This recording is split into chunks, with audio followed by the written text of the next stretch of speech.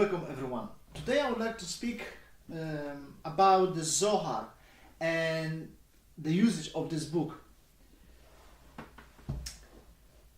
Every one of us has addiction. We are addicted to things.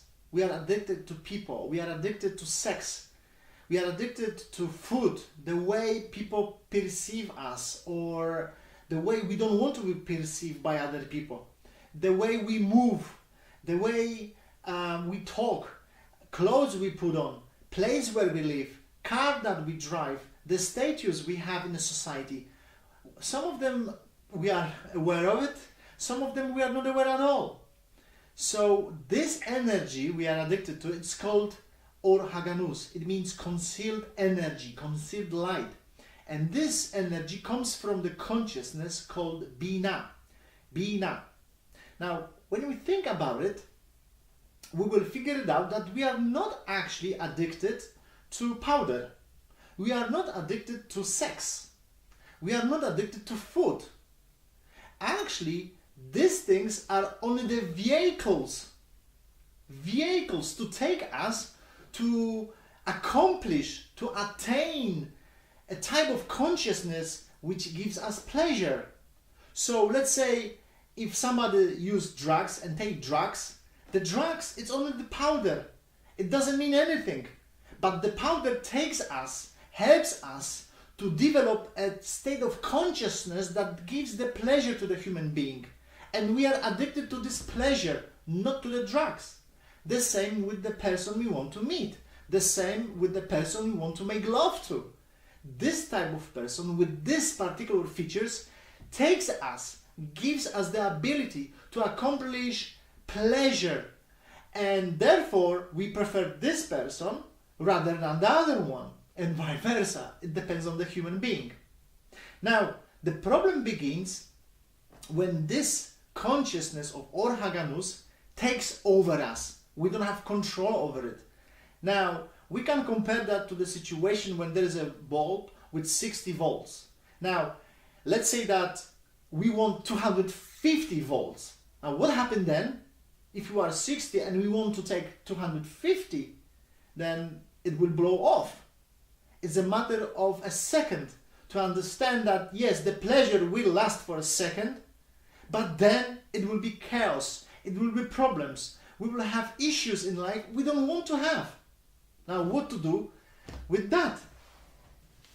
Creator, when created the world, after a while, he saw that majority of people cannot handle this energy called Or Haganus. So he asked one of the tzaddikim, which is the righteous people, Rabbi Shimon Bar Yochai in this case, to write a book and to write something that human can touch physically and be able to deal with this energy. So it's a kind of resistor that helps us to deal with the same kind of energy, but in a way that we can control it, not the energy start controlled us, because then we've got problems. So he wrote a book called Zohar, and the consciousness in this book, all the details, all the words, everything what is written here comes from consciousness called Zohar.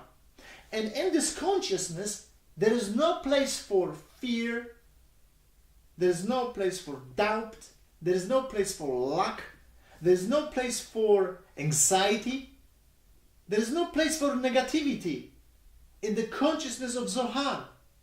So, if I have a desire and I have a problem and I want to fulfill it, so usually we pray to God and I say, yeah, please God, help me to fulfill this desire. God, I have an issue with this. I have an issue with that. Please help me to figure it out. And very often, our prayers are not answered. We knock to the not right door. Why is that? Because if my desire, if our desire comes from lack, and if you think about it and you are honest with yourself, you will see that when there is a desire, let's say I have a desire to drink coffee. So if I have a desire, and if there is a desire, comes from lack. Because there is no desire, there is no lack. So there must be lack first of all, and then there is desire. The desire is the result, is the effect of the lack. So in the consciousness of Zohar, there is no lack. There is no desire coming from lack. So what to do with that? Because if I want to go to the cinema, if I want to go to the restaurant, that's okay. If I want to invest my money in real estate, that's okay. I want to buy real estate. I want to buy a property. And I have this desire. I want to get married to this person. I have a desire. But our responsibility is to ask ourselves where this desire is coming from. What kind of consciousness I have. And it's not easy. It's very tough. I know that. It's very, very tough to take the responsibility and say, yes, my desire actually comes from fear. My desire comes from lack. My desire comes from doubt. Therefore, it's so difficult to really say and take responsibility, to admit it's me. It's me, and I want to pray for that. So how can I pray with the desire of lack, with the consciousness of lack, with the consciousness of doubt, with the pain in my consciousness, to the consciousness of Zohar, and count that my prayer will be answered in full? So, what to do? The step number one is to admit, yes, my desire, my original desire, it's from lack. It's coming from fear, whatever that is. And I am a victim then. It's very tough. Even if I want to help someone and I want to say, yes, but I want to help someone, that's my desire. Is it coming from fear? Is it coming from lack? Let's think about it. Think about it for a second and decide. Now, the second step is then what to do. What should be the right desire then? If I'm honest enough and I have the courage to say, yes, I am a victim. My desire comes from lack. My desire comes from doubt, from pain, whatever that is. I need to create now, and I should create now, kavanah, kivun, which means right desire, in the right direction, with the right consciousness. So what is the step number two?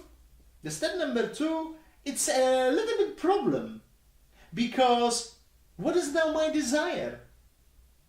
I don't have any, because somebody just, take my desire. Actually, I do it on my own way. I do it on my own, because I decided that the first desire I had was coming from the lack.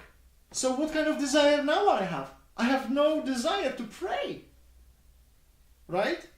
Now, that's the perfect place to develop the right desire. Because we had courage to say, yes, the first desire was not absolutely, let's say, clean. So the second one, what kind of desire should be? Let's say, for example, that I want to buy a house. I want to buy a property, and I try to get a mortgage. So I do everything in my papers, and I try to put the papers so that all the data in that would be favorable for me. And maybe I shouldn't have done that. Maybe I should have certainty that if I am going to get the house, and that's my desire, it's nothing wrong to get the house. But in this case, the consciousness, why I need to have this house. Maybe because I live with my parents or my parents-in-law, and I want to get out of this house. And I feel really bad in this house, and I want to get a new place. Why not? But if the desire is coming from that place, maybe even I get the loan, I get the mortgage, but then could be house at the end of the way. And the same situation could be with the client. and who's supposed to sign an agreement and wire a large amount of money on our account. So I have to tell him something. So I want to persuade him about it. So I want to say extra details and extra documents and information about something. So maybe then he will just sign it and I will be rewarded. Maybe I should say, yes, I need that money. But hold on a second. Where this desire comes from in the first place? What kind of consciousness is that? Because if it comes from the consciousness of lack and fear and doubt, then I cannot connect with the Or Haganus, with the Zohar consciousness. So maybe I should say, you know what?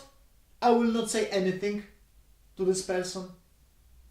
I will have just trust and certainty, and I know that if he's supposed to sign, he will sign it. If not, then there is another client. But at least my desire is clear. And I will be kind of directed to another person. It's not easy, but it's worth doing it. So if you have time for 5 minutes a day, for 10 minutes or 15 minutes or 20 minutes a day, to read the Zohar and put the right consciousness into it, I recommend that highly. And then we will understand more about what we should pray and how we should pray to get rid or to resolve, I would say better, the house we are going through, and how to control the energy of food, of sex, how to deal with that. So then we will have the control over it and not the energy will take over us. All the best.